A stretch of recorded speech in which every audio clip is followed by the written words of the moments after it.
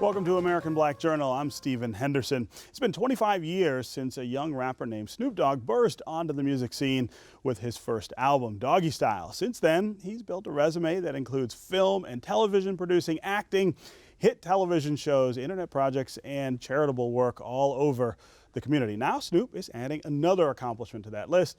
He's making his theatrical debut in a stage musical titled Redemption of a Dog. The play is on a 10-city tour, and it comes to the Detroit Music Hall October 25th through the 27th. It's a pleasure to welcome Snoop Dogg to American Black Journal. Great to see you. Thank you, brother. Yeah. So tell me about this play. What's it about? The play is loosely based on my life, certain scenarios and situations that I went through to sustain my success, and the journey that me and my wife went on behind the scenes, and the struggle that continues to happen that you normally don't get a chance to see because you just see the success. So now you get a chance to see the struggle, the fight, the love, the understanding, the misunderstanding, the communication and the miscommunication, to where we find redemption. Yeah, redemption. That's a powerful word. Yeah. What's redeeming in this play, or what's being redeemed? I believe me, Snoop Dogg, is being redeemed based off of finding his way back home, off of his teachings and the way he was brought up, and then the musical introduction was completely different than the way he was brought up. Yeah. But when you get to the outro, he finds his way back home. So it's a full redemption story based on me, my life. We got Tamar Braxton playing the angel, Eric Benet is playing a great character, Demetria McKinney's playing Shawnee, my wife, Omar Gooding. It's a beautiful cast of people who bring so much to the stage. Yeah. Let's go back to 25 years ago. Doggystyle, still one of my favorite albums, a huge hip-hop album. And you say that this was a part of you that was not reflective of the way you were brought up. I'm not sure everybody knows that. Well, my mother raised me in the church, so you would have thought that I would have been making gospel music based off of my upbringing. But slowly but surely I became, invested in the community, in the streets, in the hood. So my music was depicting what I was around and what I was being, introduced to.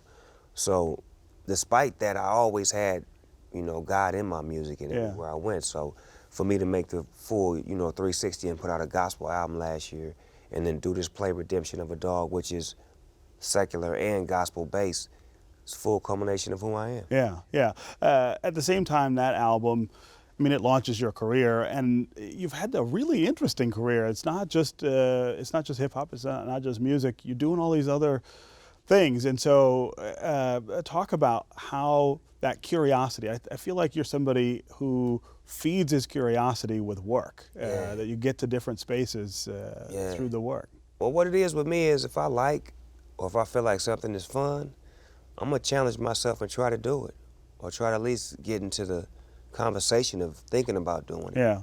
And I feel like the worst thing you can do is to think about something and not try to complete it. So I try to complete every thought that I have, and sometimes it's strange and it's crazy, to do a game show, then do a show with Martha Stewart, to do a show based off of animals, to do a football show, to just keep doing things that make me feel good. If it feels good to me, it must be good for me. Yeah, right. I want to talk a little about the time that Doggystyle came out and the kind of rap that was going on back then. Some of the things you all were talking about are back with us now, especially with regard to the police. But the reaction back then was really different than it is now. Now we see videos of the police doing things to black people that for a long time people didn't believe happened. African Americans, of course, have always known about that history. But back in the 90s, a lot of the rap that was coming out at that time was trying to call attention to it, and you got in trouble for saying. We was trying to warn the public about what we were dealing with, and we were being bashed for it and criticized for telling the truth. And now, in 2018, if you play some of those records from the 90s and the 80s, they telling you exactly what's happening right now, based off of a foresight and an overview of what was happening then, that it was going to continue to happen. But I believe that, music is the best form of you know, bringing people together. Because without hip hop, you wouldn't have different races in different countries involved with the genre of hip hop and loving it and appreciating it and having one accord. So to me, music is the key to ending all of this negative in the world, you know what I'm saying? Because it brings everybody together. When I do concerts, I look in the crowd. It's never just all black people. It's never just all white people. It's people in general. Yeah. How has hip hop changed in 25 years from when you started to now? I think hip hop is a business now. It's multicultural. It's communication. It's understanding. It's love. It's escape. It's understanding. It's all of what rock and roll used to be, and then some. Yeah. Yeah. You also have always been a strong advocate of legalizing marijuana, decriminalizing marijuana. We have an initiative on the ballot here in Michigan. Oh, you do? In November to legalize recreational. Oh, you do? So you do? Yes, we do. Talk about why you think that's so important. Medically, I feel like it's important, not for the aspects of just enjoying it recreationally, but medically. You got to look at what it does for people who have seizures, who have cancer, who have diseases that are incurable or you really don't have too many cures for them. This is a way to treat those, chemotherapy, all of those things. I've dealt with people who had cancer and felt like, you know, chemotherapy was the worst thing in the world until they had some edibles or they smoked a joint or they had some sort of medical marijuana to ease the pain and help them through it with less side effects. See, that's the key, is the side effects. When you take all of those pills and all of that, the side effects may be death, the end result. I ain't met nobody that died from smoking weed. I'm still trying to meet one right now. Have you? It doesn't happen, right? I'm just saying, I've seen people die from smoking cigarettes, alcohol. Never, ever has anyone died from smoking weed, as far as I can recollect. Yeah. At the same time, the war on drugs has really devastated communities like the one that you're from, the communities like the one I'm from here. Yeah, because what they Detroit. did was they took some of these drug dealers, so they call them, to jail. And then they legalized some of these same drugs they took them to jail for. And to me, these were Fortune 500 businessmen because they was running a business with no knowledge, no schooling, no nothing, and they was doing a great job. So now you push them out, and then you make it legal, and then you don't let them out. This is America. Yeah. You've also been somebody who has, from time to time, talked about politics and culture in the society.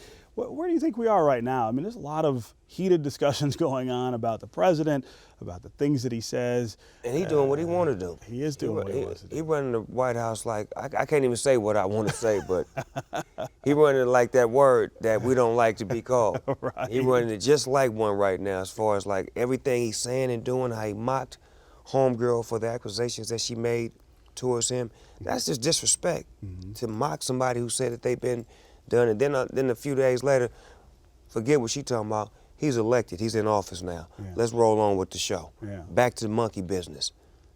Do you think that hip hop today reflects some of that, some of what's going on, some of what people are concerned about with what's going on? Is that changing music? You know what's gonna happen, and you probably don't hear me or believe me right now, but the next two presidents, probably not this one, but the one after, is gonna be hip hop, bred, born, based, loved. Obama was close as it's gonna get. Right. And he older than us. Yeah. So imagine when there's somebody who is my age that's in office, that was raised off of hip hop, that was born and bred off of loving people and having a real love for life and understanding that hip hop brings people together. And when they get in office, they're gonna represent it the way it's supposed to be represented.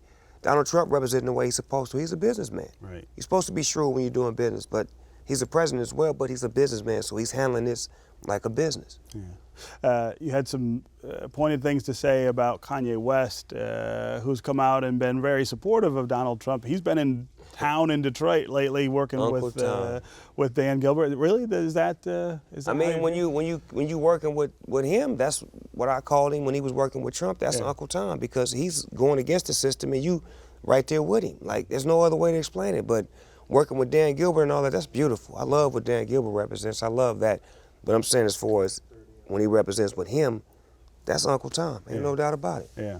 Does it concern you to see other African Americans lining up saying that Trump is I ain't what saying they're none. about? There's a couple here and there, right? Well, we want to trade them on the race car trade. We want to trade Kanye and whoever else that's riding with Trump. We want to get G-Eazy, Post Malone, Jimmy Kimmel. Who else do we want that's white that's half cool? And yeah. Yeah. You mentioned Post Malone. I hadn't heard much about him until a couple weeks ago. My kids, I was driving them in the car, You and they your said, kids right, have no racial barriers, right, and he's a white rapper. and he dope. But one of the questions I had for them, and I'll ask you the same thing, he uses the N-word. Yeah, because I guess Are you okay with that? Ain't nobody else saying nothing, so why can I say something? But that's the culture that we brought up in. Like, he may have some in him. He may be black and white. Right. You get what I'm saying? But he's so close to the culture to where it's not offending nobody. Nobody is getting offended. Your kid's singing a song and everybody else is singing a song because he's a part of the culture. It's not offensive when you're a part of the culture. He may be half black, half white. I don't know. But I think he needs to be with us, and we can get a trade going on to get him all the way with us so he can say it whenever he want to say it. Yeah, yeah. So we've got the stage play that you're in coming to Detroit later this month. Talk about acting and acting on the stage. Is that really different from the other stuff you've done? Yeah, it's real different because, like, if you know TV and you know, like, what we do, we can mess up and do it again and get it over again until we get it right. On stage, you got to get it right now. It's one take Jake. And you have to have that energy. You have to have your blocking right, your delivery, your emotion. So, and my character he's a roller coaster. So he's not just one way. So I got to find times to be emotional, be happy, be fun. Yeah. And do it all spontaneously, right at the right moments on stage. Take my cues and be a compliment to the other actor or actresses that I'm working with as well. Yeah. I'm doing this for the family. Again. No, you're not. Shawnee, you married a rapper. I thought I married a man. You did. Then start acting like one. So what you saying, I ain't no man now? Come back, get back, that's the part of success. If you believe in the ass, you be relieving your stress. If you're breathing, you achieving. Smile, come on! We having fun this evening, believe me. If you're living your best life, sing. Your best life. I ain't going back and forth with you again. Living my best life. Is that something you want to do more of, the acting side of things? To be or not to be? That's right. Can we get you in a Shakespeare play? Is your future though more centered maybe on that kind of work than some of the stuff you've done before? You got to look at my career. Like, what makes sense? What's next, right? Whatever comes along. This may work. Yeah. This may feel good to me because it's a message involved. And usually when I'm performing, the message is music and love. But this has a direct message of redemption. And everybody needs to be redeemed. Yeah, yeah. You mentioned it earlier, but I want to go back to this gospel album that you also released, I think, last year. Yes, sir. Talk about that. How important that is to you. As you said, you were raised in the church. It was a lot on me when my grandmother passed away because I wanted to make music that she could listen to, that she could appreciate, and I never did. So when she passed away, it was my mission to make a record that she could be proud of, that she could look down from heaven and say, my grandson finally understands what he's supposed to be doing.